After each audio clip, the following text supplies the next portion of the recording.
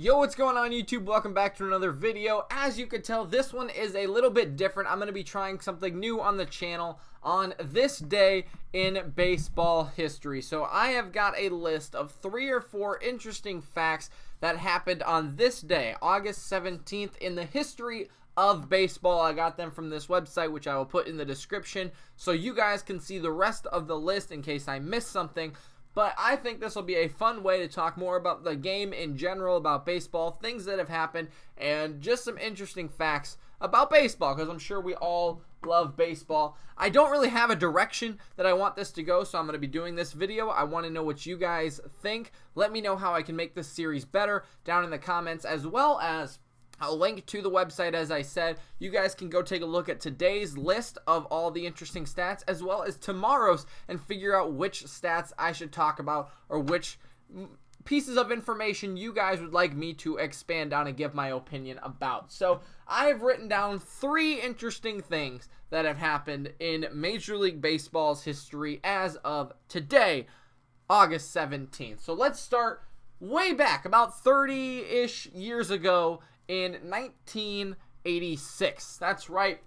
This was a prime time for baseball, and all of these legends that are emerging, gone into the Hall of Fame, they're incredible. I mean, this was one of the best times in baseball history, right before the steroid era, right before, things changed. This was good baseball. This was hard baseball. Old-fashioned, but not like the dead ball era. This was like good baseball. And on 1986, August 17th, Reds player manager Pete Rose, he stepped up to the plate for his final time in his 24-year Major League career in a game where the Reds would end up losing, but he pinch hit in the 8th inning, and they lost against the Padres 9-5. But the last time the legend, I would just say legend because he's not in the Hall of Fame. We'll talk about that in a second. But the legend, Pete Rose, steps in, pinch hits, and strikes out to another future legend, Gossage. So that is absolutely incredible. I mean, these two guys at the time were one of the best. Let's take a look at their stats. We'll start with Rich Gossage, the Goose, right? So let's take a look at him. He has a career WAR of 41.2. That's not bad at all. 124 wins, 107 losses, an ERA of 3.1. 3.01, I should say. That is incredible. Pitched in just over 1,000 games and had 310 saves. I mean, this guy was dominant. I mean, let's just put it that way. This guy was one of the best closers, relievers. He could do anything coming out of the pitching bullpen, starting. I mean, did he ever start? He started a couple of games, so he could do it all. Back in 1976 was really when he started some games. But the point is, this guy, a future Hall of Famer for sure. How many times was he an All-Star? 1, 2, 3, 4, 5, 6, 7, 8, 9-time All-Star.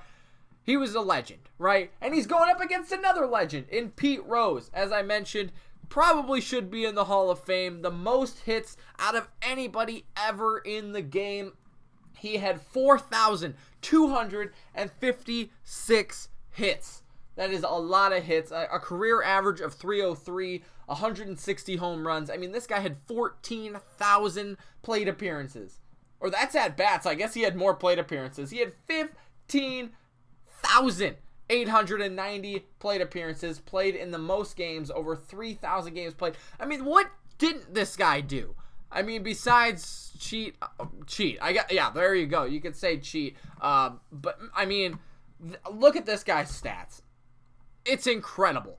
Rookie of the Year, of course, All-Star, MVP, All-Star. He was a 15-time All-Star? Is that what it is? I guess I'm not good at math, but you can tell this guy was a legend. So, I mean, here's the thing. These two guys were the best of the best going up against each other in 1986. Man, I tell you what a way to go out. I mean, obviously, he probably would have liked to hit.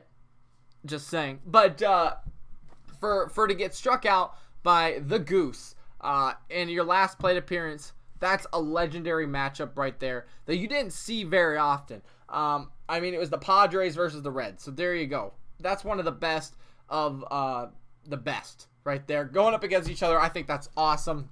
That happened today on 1986. Let's go to the next one. We all know about the Knuckleballer RA Knuckleballer on this day in 2008. It was actually Twins history that I thought I'd throw in here just because, why not? You know, this is more of a Twins channel, but I thought this was interesting. So the Knuckleballer RA, he threw 4 wild pitches in one game. How about that? You don't see that too often because he tied a major league record for number of wild pitches in one inning. Now the Mariners, they were playing the Twins at the time.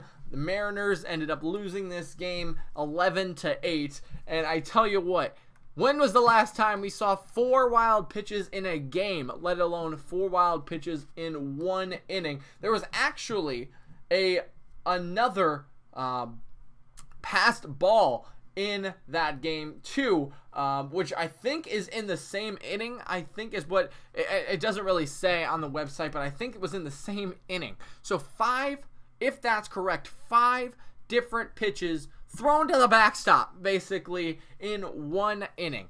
That is great. I mean, let's look at the Knuckleballer stats. Of course, that's not really representative of him as a whole. Of course, he did great in the middle parts of his career, you know, with Toronto, even with the Mets, when he was an all-star, won the Cy Young with the Mets, Gold Glove as well. I mean, this guy, he wasn't great for the whole, you know, of his entirety of his career, but the later, you know, 2012, 2013, this guy was pitching at 42 years old. He was really good, threw over 200 innings in like 4 or 5 consecutive seasons. 1, 2, 3, 4, 5 consecutive seasons. How about that? But in 2008, when he did throw the 4 pitches to the backstop, it wasn't his best season. He went 5-8 with Seattle. Of course, he was on how many different teams? 1, 2, 3, 4, 5, 6 different teams. He only played with Seattle 1 year. Maybe this is why. But he had a 5.2 ERA. Started 32 games. Had 9 complete games. Just kidding. I read that wrong. He finished 9 games out of the bullpen. Yeah, if he had 9 complete games, he might be better than he was. I dropped my paper. But yeah, not a lot more you could say about that. He was just an average guy at that point. And well, so he actually pitched for the Twins the next year, where he went 1-1 with a 4.62 ERA. And he also came out of the bullpen. He only started 1 game that season. So how about it, Mr. Knuckleballer? 4 pitches to the backstop. Twins history right there, kind of. But the Twins, hey, got the win on 2008, 11 years ago. Maybe they'll get the win today.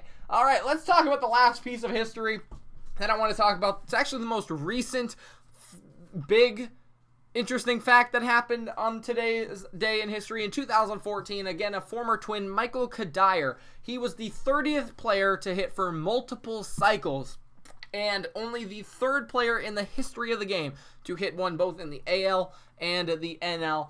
If you guys could let me know, not let me know, I want to know if you guys do know this. Before going to the website, of course, could you guys name it? Who are the other 2 that hit the multiple cycles, 1 in the AL, 1 in the NL? And if you don't know or want to hear it, if you don't know, it is Bob Watson and John Olerud for the Mets back in 1997. And then Watson actually hit 2, one in 1977 and 1979. I can't read. So there you go. Those are the other 2 guys who have hit multiple cycles, 1 in the NL, 1 in the AL. And here's the last piece of history, because Michael Cuddyer, he is just incredible, right? We know that in his first cycle as a Twin, the previous last cycle, of course, Polanco hit 1 this year, but then the cycle before that was Michael Cuddyer's in 2009, so 10 years ago.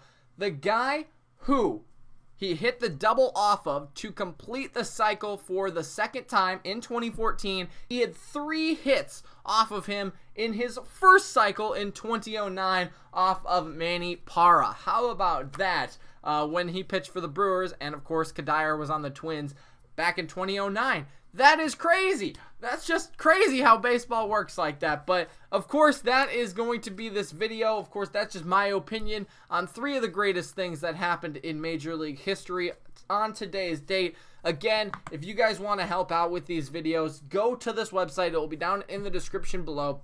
You can comment about pieces of history that you thought I missed or should have talked about, and then go ahead and look forward to tomorrow, where you can give me some heads up on things that you want to see me talk about and have my opinion on about tomorrow's day in history. So that's all I got for you guys today. I hope you guys did enjoy this video. Let me know what you guys think. I want to hear your feedback, of course, down in the comments. Thanks so much for watching. If you guys did enjoy the video, make sure to hit that subscribe button, like the video if you enjoyed it, and then, of course, check out the other videos above my head if you missed those. Thanks so much. We'll catch you next time. Peace out.